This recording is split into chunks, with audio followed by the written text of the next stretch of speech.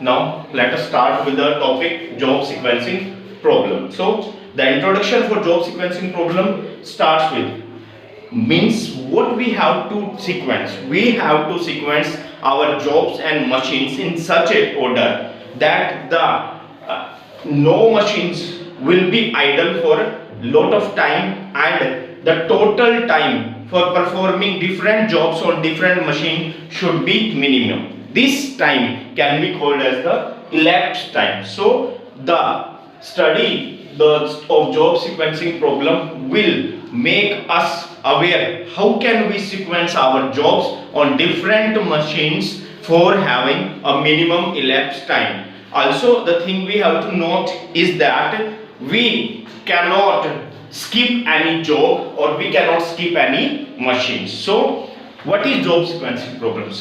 Now if you will see on the board, the definition or the small introduction has been placed here. Suppose there are n jobs, means we are having n jobs, or we are having a product and we have to perform different jobs on the product. That can be shown with the help of n jobs. N means number of jobs are available. Okay. The second line is each of which has to be processed one at a time. These jobs can be performed one at a time of m machines. So we can say that there is a single job on a single machines, but the sequence can be different.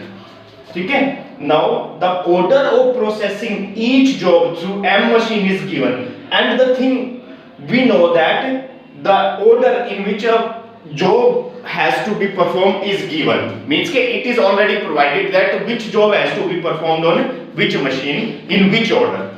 The time that each job must require on each machine is known. Also it is given that the time required for performing a specific job on a specific machine is known, means the time for performing a job on a particular machine is already known or is already given by the previous data, or it has been fetched by the industrial engineer. Now what we have to do?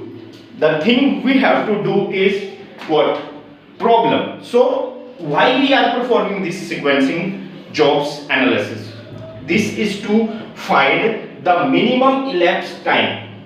What is the elapsed time? This will be explained properly in the next videos, in which a number of definition and a number of sequencing systems has been explained, will be explained. Okay. So problem is to find a sequence, means we have to arrange our jobs on different machine in such a way that the total time achieved will be minimum, and each job is performed on each machine, means no job has been skipped and no machine operation has been left. This is the main condition. Each job has to be performed and each machine has to cover his function. And ultimately what we want to achieve? We want to achieve that the different jobs has to be moved on different machine, and the total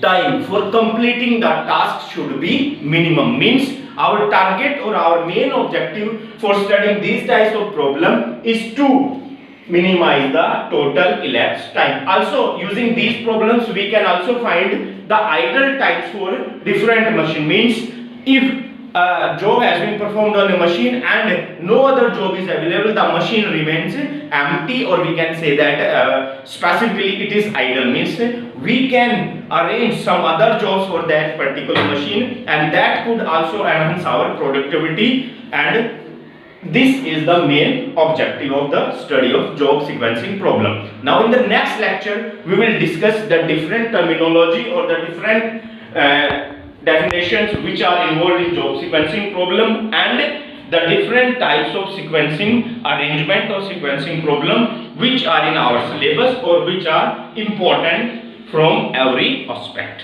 Okay.